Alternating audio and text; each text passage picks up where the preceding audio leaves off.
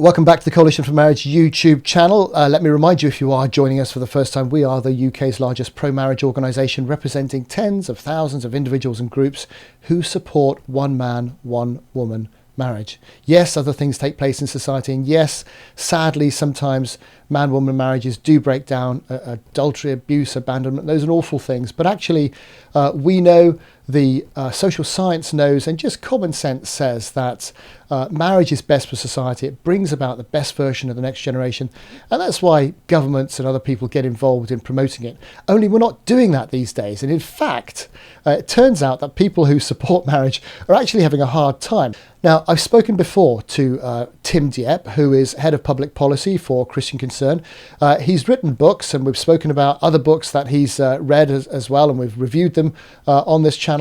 But he's written an article himself around Christians and employment, with specific reference to people who believe in man-woman marriage, which of course goes beyond Christians and to many of our supporters who in fact aren't Christian.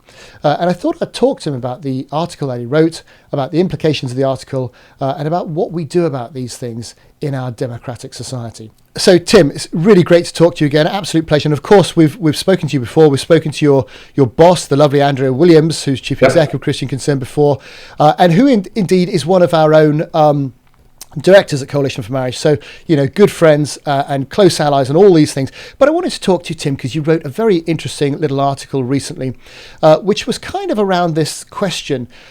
Do people who believe in real marriage, is it becoming the case that they can't hold down a job if they express that view anymore, or any other kind of position in civil society? And I recognise, Tim, before we get into it, you know, we've got people who are supporters from all faiths and none, and we've got a lot of people who have no faith at all. And I recognise your article was looking at Christians, but a lot of the views expressed by those Christians were actually views around marriage. So it kind of cuts straight across our work.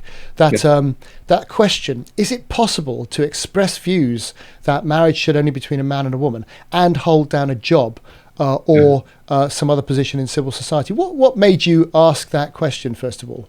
Well, what really prompted that question was the emerging case of Felix de Gaulle, who you may remember, Tony. We had a case with him at Christian Concern some years ago, 2016, I think it was, where he was expelled from university for expressing his views on marriage.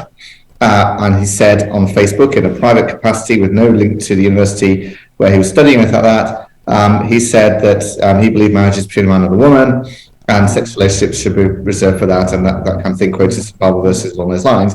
And an anonymous student reported him to the university, and that should have been the end of it. The university should have said, well, so what? It wasn't, sadly. They did a full investigation and concluded they should expel him from the course, and claimed that he was bringing the whole profession of social work, which he's studying to become a social worker, into disrepute. And this went to court, and the university argued in court for the right to discriminate against Felix because he expressed his views. There was no question that any actual person had been discriminated against, any actual person had any maleffect from what he said. There was an anonymous complaint, and the perception that somebody might somewhere one day might be offended or upset or by what he said, but the university agreed he had never actually discriminated against anybody in practice. So it was the case rested entirely on should he be allowed to express his views about marriage. And he lost initially and lost again, and I went to the Court of Appeal, and in the Court of Appeal I'm very pleased to say 4 years later that he won in a landmark judgment that said that basically told the university off and said you can't conflate him expressing his views with calling him discriminatory. Those are two different things. He has not discriminated. There's no evidence he will discriminate. He's entitled to express his views. That's freedom of speech. So the university was forced to take him back, and he did complete his MA in social work and graduated last year. And that all seemed very happy ever after until he applied for a job just recently as a care worker, supporting people with mental health needs coming out of hospital, which is his dream job, exactly what he wants to do. And he was offered the job. They said, you're the best candidate. And furthermore, he scored the best score in the Equality and Diversity Inclusion test. of all the candidates. He was told that, and they started to talk about who he would report to and when his first day at work would be, and then it all went quiet, and he started to wonder what's going on, and then he got an email saying, actually, we've seen what happened with you at Sheffield University, and we've decided to withdraw the job offer, which is extraordinary because, this is again back to what he said, and not any actual discrimination of anybody. You thought if they read the judgment, they might have thought, okay, well, we can't discriminate against him because the university was told off by the judgment, by the judge very clearly that he was not discriminatory. He's actually got a high court judgment, court of appeal judgment saying this man does not discriminate, has not discriminated. But no, this employer, even when pointed this out to them, decided to dig their heels in, and then it went to court, and the case started last week. It was adjourned in the end, but the employer is determined to argue for the right to discriminate against Felix because of his expressed views on marriage. And that is the situation we're in now. We now have a number of employers who have argued in court and intend to argue in court for the right to discriminate against Christians for expressing various views about sex education or pride or whatever it is. We've got a case that just broke this week, Tony, of the councillor, Conservative councillor King Lawal, who tweeted that pride is a sin, and he's been cancelled by 7 organisations, including the Conservative Party.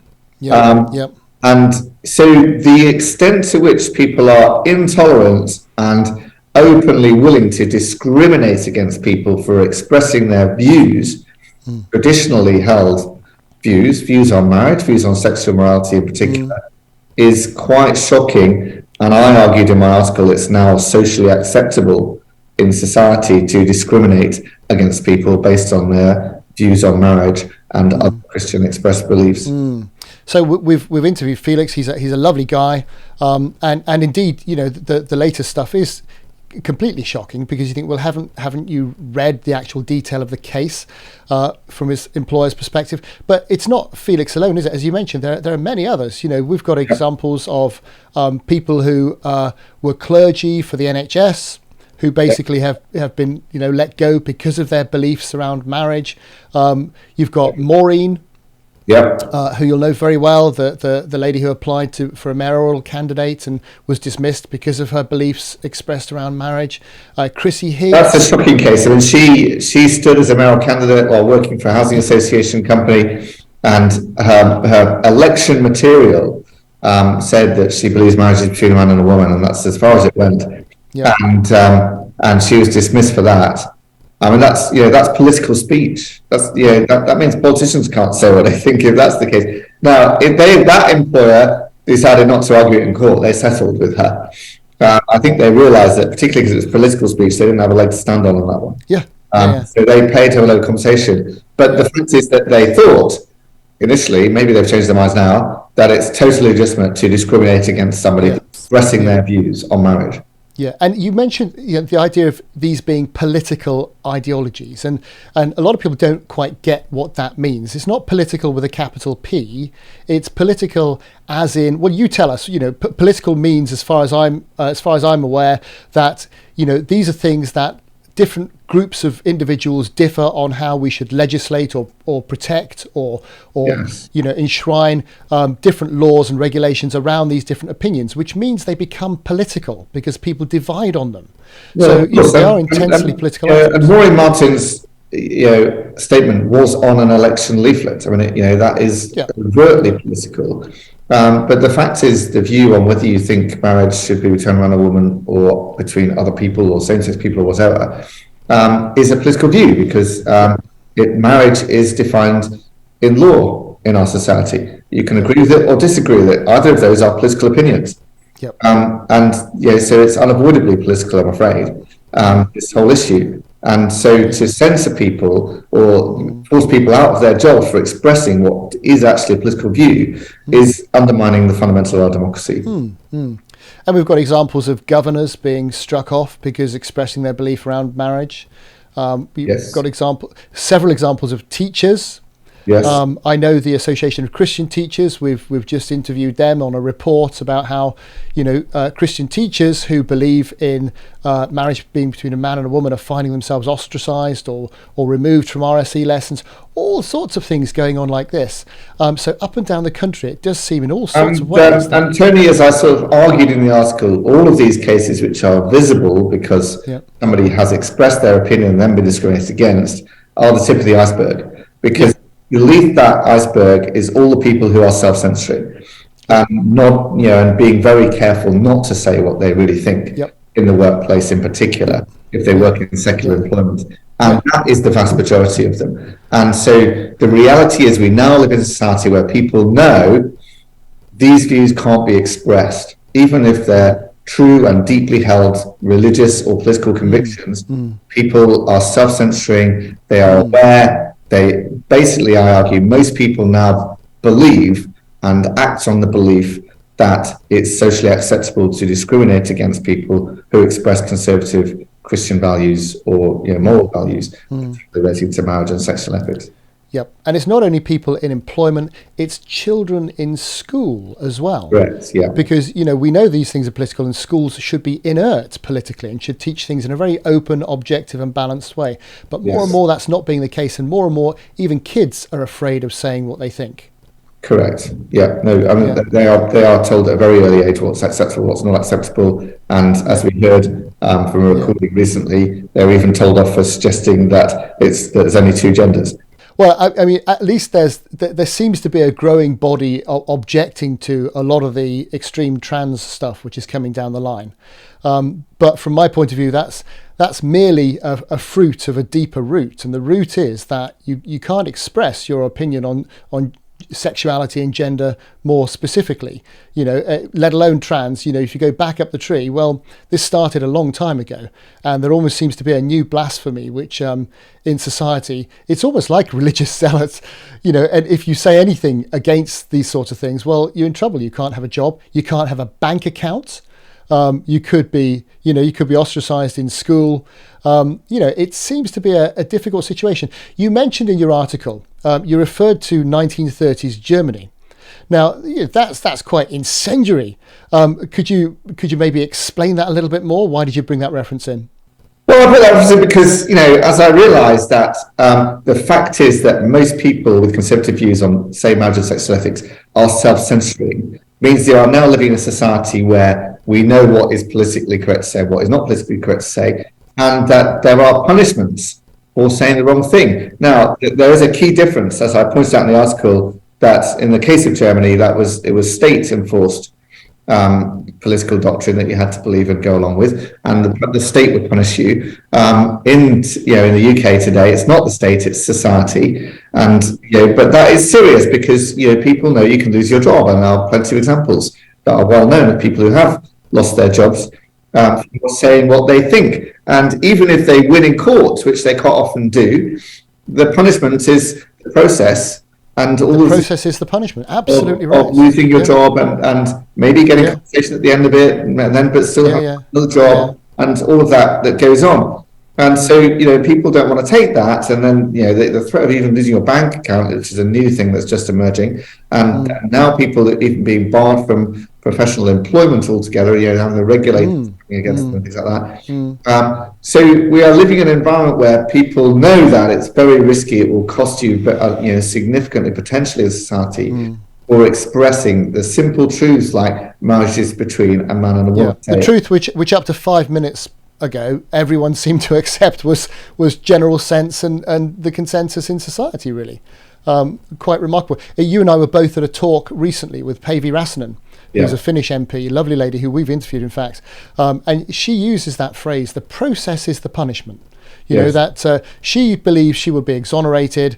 She raised the issue of her local church and relating to marriage and gay pride and things like that.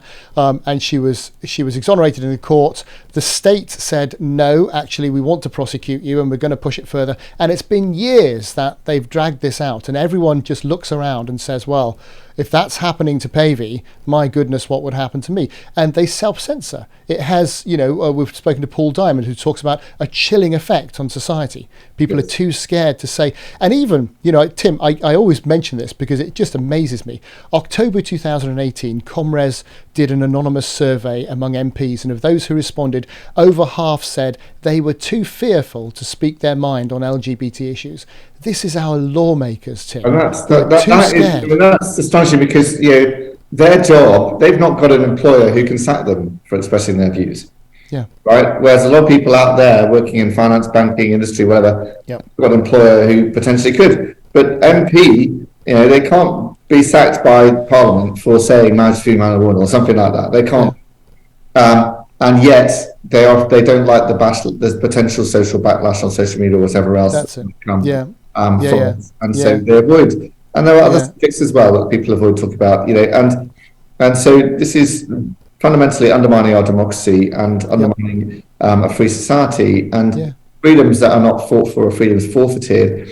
And unless those that are in a privileged position to be able to use those freedoms, like you and I, Tony, and church leaders and so on, are willing to really say what we think and say it up front and say it in church and say it wherever else on social media and so on, then everyone will go quiet. Yeah, I know, you're absolutely right. And you mentioned earlier on that it's society, not the state. But when you look at the courts, and you have to go up through the court process quite often because some of the courts do obviously get this wrong. And then you look at things like desires to ban so-called conversion therapy, which is literally the state going to say going to control what you can and can't say. Well, yeah, I agree, and it could easily move into state persecution, and it looks like it will if we bring in a law like that, because that would be criminalising certain types of consensual conversations. Yeah. So what do we do then? I mean, you've mentioned people like you and me who have an immense privilege of being in a position where we can speak out without threat of losing our jobs. It doesn't mean you're not vilified. It doesn't mean you're not attacked. But actually, that's okay because you believe in what you're doing and you believe it makes sense. But what can we say to other people? I mean, I think when you look back, we spoke to Kimberly Ells, who was quite interesting because she talked about how communism fell in Hungary, and she said it was parents taking their children into the basements of an evening after school, and once they knew they could trust their children, were telling them the truth and educating them.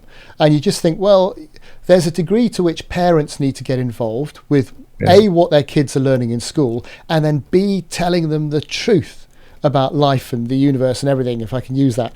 But what else can we do? You mentioned pastors. Absolutely. The pastors of the churches, they can't be sacked for speaking on biblical issues, although some in the Church of England seems to have been. What else can we do? I think that all of those things are very important. I think education is a key battleground, and a lot of parents are deciding to take their children out of school and home educate or group educate, or in fact, we're aware of some 25 embryonic new schools that parents decide we've got to start again here and start again with new schools. Because of course it was the church that set up schools originally in this country, and now they've become effectively anti-Christian, anti-tradition. So doing that. I think also people, I think I've reviewed this book, Live Not by Lies, by Blair, and we each individually need to decide to make a commitment to truth in the sense of not endorsing a lie, and that's quite a serious thing to do and to conscientiously decide about.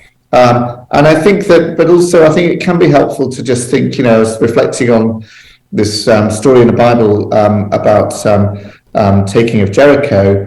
And if you remember, Tony, there's is it 3,000 initially? And then some of them are told, well, you're a bit fearful, so you go home. But those people should support the others. Yes. It's been the Bible, but, okay, you look after yourselves, keep your jobs, but support those people who are in the battle. And then those who didn't quite have the proper cultural awareness, let's say, they lapped up the water, whatever it was, that sort of thing. Those people are also sent home because they're not quite ready yet for the battle. They might be up for it, want to fight, but they need a bit of training, a bit of educating first. And then those people who are actually up for the fight and understanding, they need to get out there and speak out and be bold and be courageous and be supported by all those other people who aren't actually there in the fight now. And I think that's a good, helpful analogy for us to think about. Talking to Harry Miller recently, fair cop guy, and he was very good advice, because he's in a particular situation, he's got a particular personality, but he was also saying, well, actually, if you're young and you've just started out in your first job after university or whatever else like that, be careful, don't trash your career on day one. Because it might not be for you to speak out in your situation. That doesn't mean you have to be subjected to compelled speech or anything else like that, but be careful. But for those who can, like you say, for those who are culturally aware, for those who have got a degree of protection, do something about it. And even if that be joining your local political association, or becoming a governor of a school, or a trustee of an organisation, or getting involved with your local health board, involve yourself in society. And this isn't just for Christians, it's for everyone who Matthew Goodwin's very good on this now. A professor and local commentator that we're all probably aware of, but he says we need to rebuild some of these societies and these organisations and these civil institutions from the ground up with potential alternatives, as well as getting involved with them and reinventing them from the inside. And people, it's really time for those who can, in whatever way they can, to step up and get involved. Otherwise, shut up and put up with what's going to happen, and nobody wants that.